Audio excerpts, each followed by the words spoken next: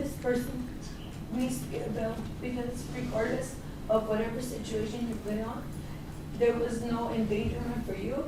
There was no person, pointing a gun at you.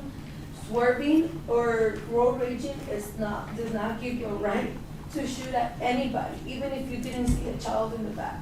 It does not give you a right to shoot at a person just because you don't want them to pass your lane.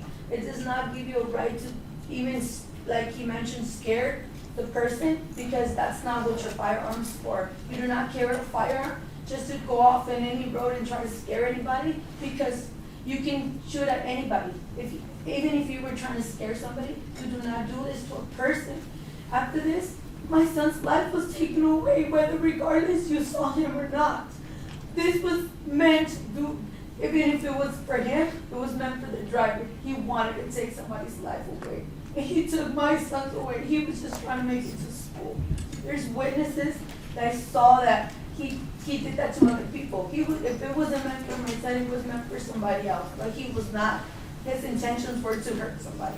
You do not carry a gun just to try to point at somebody and try to scare. That's not what our firearms are for. And that's not what you carry your firearm for. That you do not, if you let him out on bail, what makes you think that he's not going to feel, like you say, scared and try to do it again to somebody else? Nobody should go through what I'm going through right now. Nobody. This is not fair. He should not be out in the streets after what he did. And yes, he cooperated after he got out because he had no choice. He got crashed into because he was trying to leave. He did not feel any remorse for this. He was trying to leave the scene and just like, oh, I scared him, I'm leaving. No, it doesn't work like that. You don't just shoot at a person and just try to leave the scene. He got out and said, yeah, I shot it because he feels no remorse. Yeah, I did it, okay. Like nothing, like no. And because he was in between the two vehicles, he had no other option. The officer was already there. If no officer would have there, he would have just drove by. My husband would have just, stopped and not done anything. His car would have been gone and we would have just been looking for witnesses for the situation. I do not feel like he needs to be in the streets, Your Honor. My son is never going to come back. You have him out in the streets. What if he does this to somebody else? Nobody else deserves to go through what I'm going through. He took my son's life. He needs to be here and pay for everything he did. He does not need to be out in the streets, Your Honor. I ask you for him to stay in no bail. No bail. He does not deserve it.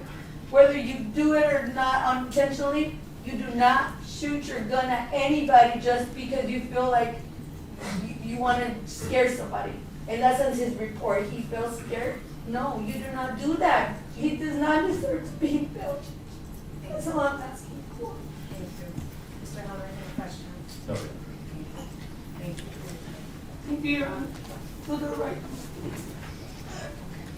Anything further, Mrs. Martinez? Your Honor, just based off of Detective Skinner's testimony, I think that it's clear that the defendant was the initial aggressor in the situation. He